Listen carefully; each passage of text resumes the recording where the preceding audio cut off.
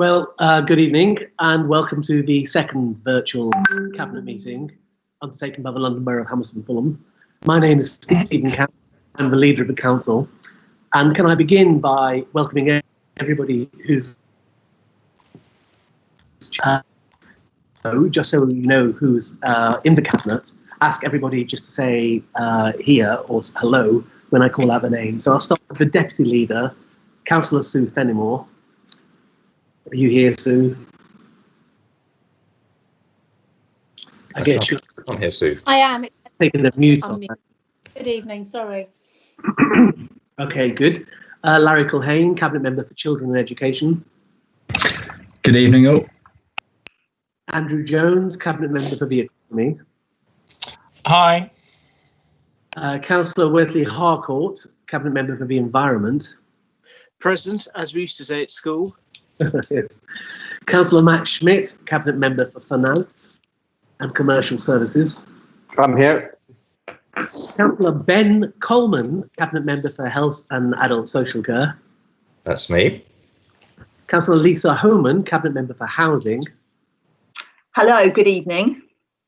Cabinet Member Adam Connell, Cabinet Member for Public Service Reform. Good evening, everyone.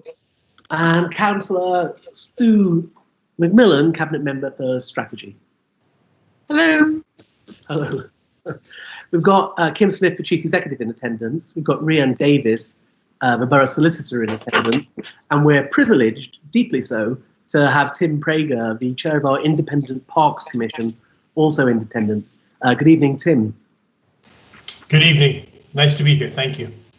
Good. Thank you for coming. Okay, well, in that case, I will move very swiftly on to the agenda, but in a moment or two, so not so swiftly. But before I do, I'm going to ask Kim Smith to give us a short update on what's been happening with the borough's response to the global pandemic. Kim. You need to turn your mute off, Kim. See your lips. Good evening. No sounds coming out. Good evening, Can you hear me now? Yeah. In terms of the highlights, then I'll start with the infection rates. As of the 31st of May, 655 residents of Hammersmith and Fulham have been infected by COVID-19, with as of today no new cases. I'm afraid to report that the death rate in Hammersmith and Fulham is currently at 527, although of those 295 are confirmed COVID-19 deaths. Of those deaths, 222 COVID-19 deaths are in hospitals, 25 are in communities, and 48 are in care homes. On a more positive front, I can report to Cabinet that the Community Aid Foundation network, CAN, the community aid network that this council established with community volunteers, has successfully been running since COVID-19 for the last 2.5 months. There are over 100 people volunteering on a daily basis in the initial pandemic. As of the 1st of June, 7,464 calls have been received from residents. The average call time is 34 minutes, and 1,745 emails have been sent and responded to. 1,139 residents asked for support from the Community Aid Network, and we have 2,500 volunteers registered with CAN. Just very quickly, there are currently 8,938 shielded residents. They've all been contacted, and 2,021 food parcels have been delivered. And I could just add that in light of the government's recent announcement and confusion with regards to shielded residents, we are currently getting into contact with all of them because a number have already approached us about concern with easing of the lockdown for shielded residents. I think that that's as much as I could update at this moment, Councillor Cowan.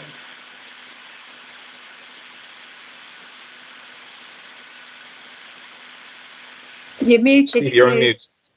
You're on mute. We're all doing it. Thank you. I know all of us in the London Borough of Hammersmith Fulham are deeply saddened by every single one of the deaths. And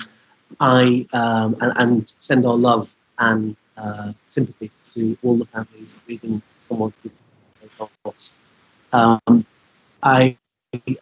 Before I talk a little bit about where we are on tracking and tracing, then I think it is worth saying that many people, when they talk about large organisations, talk about turning around a oil tanker, but it takes a long time to turn something out and to get a different response. I'm extremely proud of the work that Kim Smith and the team of officers have done, and indeed the work that everyone's done to member of this team, because we very quickly have turned ourselves from a council managing a collective range of services to some of the first responders who were on the scene and supporting the citizens during an unprecedented pandemic.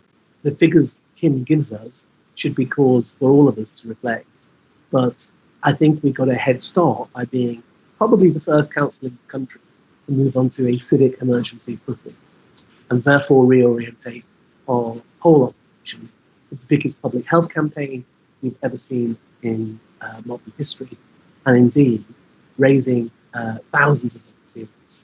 This is a real chance for this was a real sign of our community coming together to support each other, and the people around us, I think, I know make us all proud, but have been the crucial lifeline to many of our neighbours and fellow residents who are being desperate for at this time.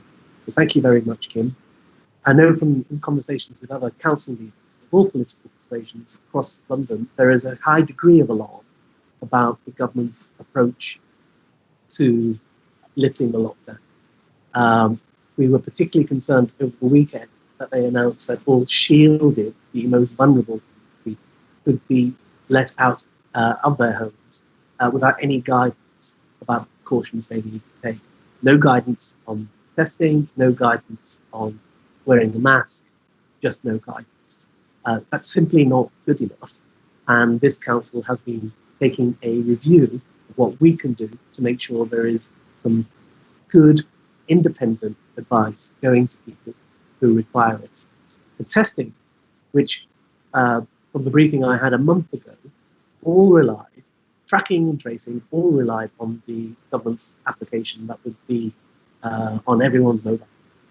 And it just hasn't happened. Now what they're doing as their plan B, not that the government announced it as that, is to ask councils to provide those services. And this is a huge challenge for everyone. And I think really the message to us is stay home, stay safe if you can.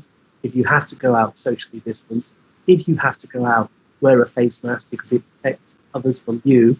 And if everyone does that, then they're protecting you when they will. That has to be our messaging until we get a firmer message of what's going on. And it is worth noting that Britain is once again the sick man of Europe, literally, as we have the worst coronavirus death in the whole of our continent. So this council will continue moving forward, putting people first and making sure people are safe. But all of us need to be very careful in the following months. And the expectation is there could easily be a second in the autumn. Does anyone want to add anything in on the coronavirus pandemic? Ben, Cabinet Member for Public Health, included in his brief, adult social care. Yeah, I just wanted to add to endorse everything that you've said. I'm very pleased that we've been able to do things despite the lack of guidance from the central government. We've been able to do things in terms of closing our homes, care homes, protecting our residents, testing everybody, testing all the staff. We're still carrying on doing those things. We are, like everyone in the local government, very let down by the lack of clear direction from the government and the very weak messaging, which I think is endangering people's lives. On the happier side of things, I just wanted to mention something which I think we'd all want to recognise, which is the extraordinary coming together of so many of our residents in what are called mutual aid groups. The sort of spontaneous way in which residents have come together in these groups are organised through WhatsApp, and across the borough they are supporting their fellow residents. with food and in all sorts of other ways. And I've been working very closely, as you all know, with Sue Fenimore, with the deputy leader, with the groups. And we now have a situation where if people need food and they can pay for it, the groups, a lot of the residents in the mutual aid groups based in the wards are going out, delivering food, all safely, all with social distancing, and doing all sorts of other wonderful things. There's a big baking rally going on at the moment to bake cakes for people in care homes. Another part of the borough is writing letters to individuals in care homes because they are very much not able to get out and they're feeling quite, life is extra challenging. So there's all sorts of really great things happening which residents are driving, which we're working alongside residents to support them with.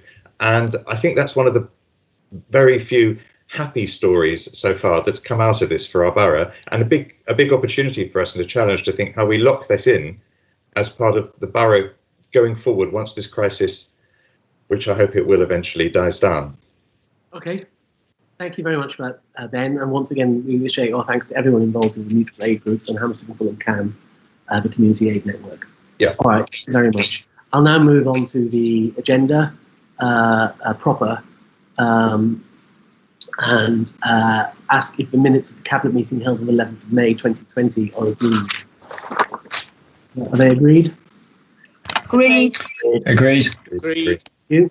Apologies for absence. Are there any apologies for absence at this meeting? No, none apologies, Councillor. Declarations of interest. Are there any, please? No, there are not. In which case, I will take that as a no. I move on to the Hammersmith and Parks Commission. Now, we messed up slightly in this instance, which I don't mind being upfront about, is that the report is in the confidential section because it was written with a smattering of commercially confidential information throughout the report. And therefore, we cannot discuss it here. What we can do is invite Tim Prager to give us a brief summary of the interim position of the Parks Commission report, and thank him once again for doing this. I would reiterate, none of our commission chairs are paid. They do it out of civic duty, and what Tim has managed to do and what Council has luckily beneficiary of is an extremely talented team of Parks Commissioners who are undertaking some very fine work. So over to you, Tim, and thank you again. Thank you, Councillor Cowan. It's been an absolute privilege to work on this, and as you've said, it's an extraordinarily talented group of people that have been brought together to be on the Parks Commission. People from all different backgrounds, and we've made a real effort to make sure that geographically they're also spread around the borough so that they're representing most of the parks in the borough and the areas of those parks. We've in our work we've divided the work into two parts, which is why you have an interim report rather than a full report today. The interim report was focused primarily on recommendations for the Cabinet on how they might look at their procurement strategy going forward.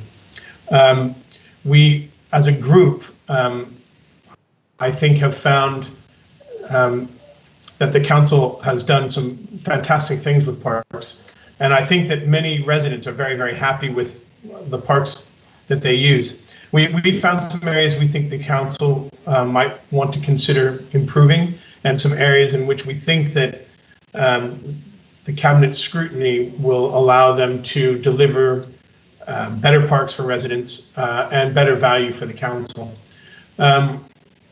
I appreciate that most of what I could say I'm prevented from saying because of the nature of the commercial nature, but I want to also put on record that the work of the commissioners has been absolutely excellent, and it's a group of people that include strategists from large companies, people that are absolutely committed to the environment, people committed to biodiversity. So we have a really broad church of people that we've brought together, and through, I think, a communal scrutiny, I think we've made some good recommendations.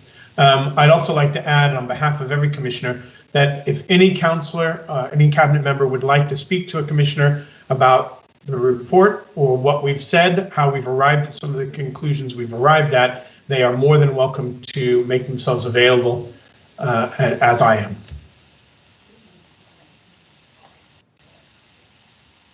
Okay. Thank you.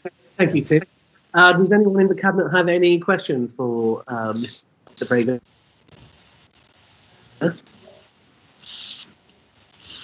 Good report. President, would you like to add something? Yeah, it's not a question, it's just really a comment, and I'd like to add my thanks to Tim for all the work that he's done with this commission.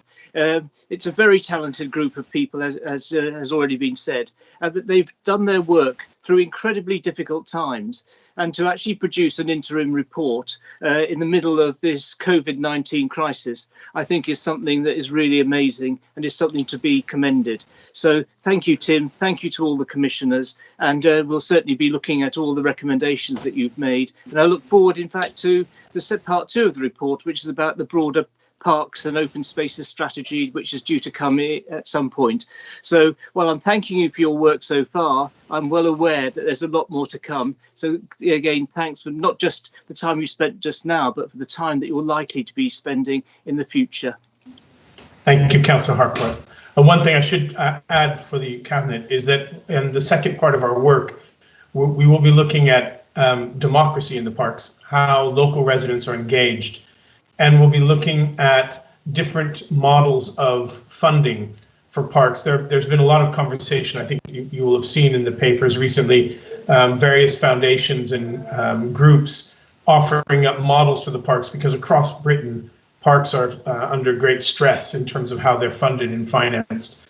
And of course, coming out of COVID, there'll be so many other priorities in which councils will have to look at as we go forward. And so parks need to find a way to find funding that can keep them an important part of the community. And as we've seen over the last few weeks or months, the parks have been an important part of keeping people healthy and mentally healthy through COVID. Thank you. Brilliant. Thank you very much, Tim. Can I ask, can I ask everyone to agree? I'm being advised to call each person out by name. So I will call you in the same order I called last time. I'm not sure, this must be in alphabetical order of the job title rather than surname. So beginning then with Councillor, no, that doesn't work. Councillor Fenimore, do you agree with that report? I do, thank you very much. Larry Culhane? Yeah, it's agreed. Andrew Jones? Yes, agreed. Wesley Harcourt? Agreed. Max Schmidt? Agreed. Ben Coleman? Yeah, it's a great report. Agreed. Lisa Homan? Yeah, agreed. Adam Connell? Agreed. Thank you very much, Tim, for speaking. Sue McMillan? Agreed. Thank you. Okay, right. Next item is the directly related item of the procurement strategy for grounds maintenance of parks, public open space and housing estates. Wesley, would you like to say a few words?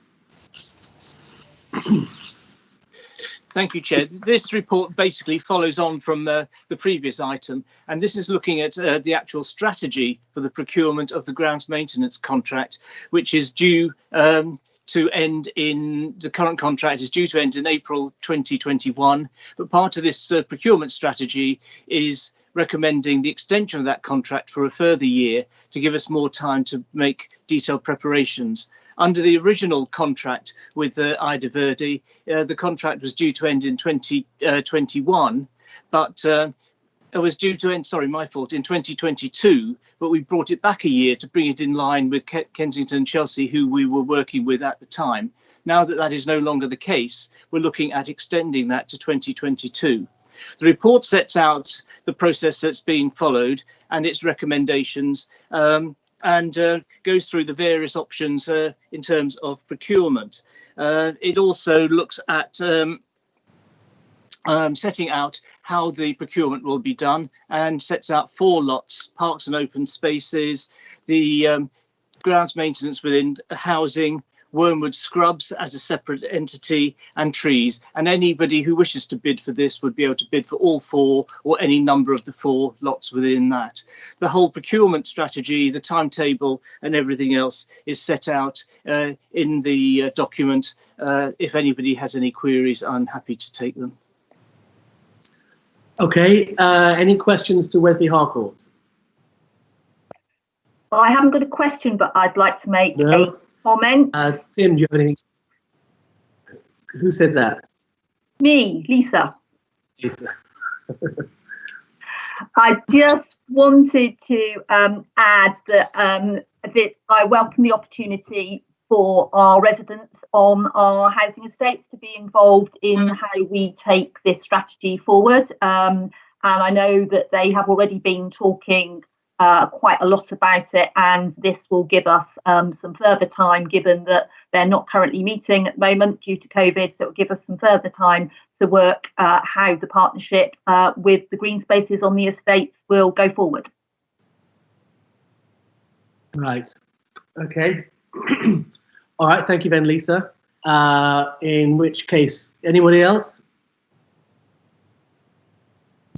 No, in which case we'll move to see if the report is agreed and follow the same procedure we followed last time, starting with Sue Fenimore. Oops. Sorry, Steve, I lost you there for a minute. Were you asking me? I do apologise. Yes. Do you agree with the report, Sue? Oh, yes. Sorry, yes, indeed I do. Thank you. Okay, Larry Culhane. Agreed. Andrew Jones. Agreed. Wesley Harcourt. Agreed. Max Schmidt. Agreed. Ben Coleman. Agreed. Lisa Homan.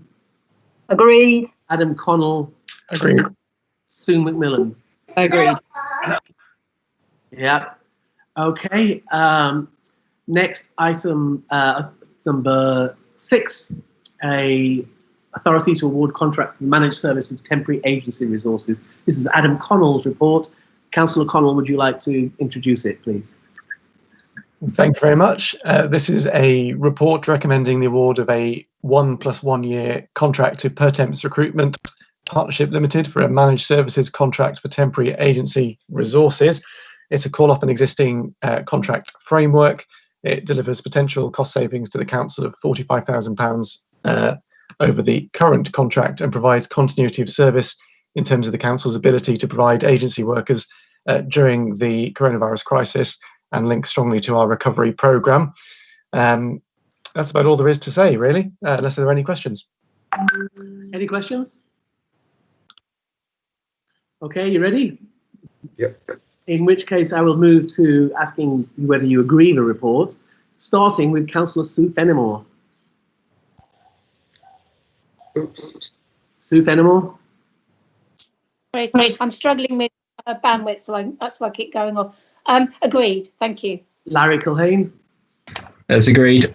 Andrew Jones? Agreed. Wesley Harcourt? Agreed. Max Schmidt? Agreed. Coleman? Yeah, agreed. Lisa Homan? Agreed. Connell? Agreed. Sue McMillan? Agreed. Excellent. In which case, I now move on to the forward plan of key decisions. Is the forward plan of decisions noted? Noted. Noted. Noted. Noted. Any other? Can I just ask? I'm just Noted. checking. I'm just checking the people attending. Am I right in assuming there's no one here from the opposition? Is that right? I'm just checking now. Yeah. I think you're right, Steve. No one. They're all invited, aren't they? They are, all of them, yes. Not all of them, but some of them, yes. Yeah, they don't normally attend, but now they don't have to leave their homes. I thought it might be easy. I would just put on record, I did write, I did write when the coronavirus pandemic started to the leader of the opposition, but I also wrote to Greg Hands. So I can tell you that Greg Hands responded very positively and has been supportive of many of the actions the council has taken. And whilst I haven't spoken to him for a bit, it was certainly very constructive in those early stages. I didn't even get the courtesy of a response from a leader of the opposition, and we haven't heard anything from them. So I do think it is disappointing, given the nature of where we are. that they're not in attendance at this meeting, and I would put that on record in the any other business section. And in that note, if there's nothing else, can I ask if there's anything else? In which case, thank you very much to everyone for attending, and I will see you again. Thank you. Thank you. Nice. Good night. Right.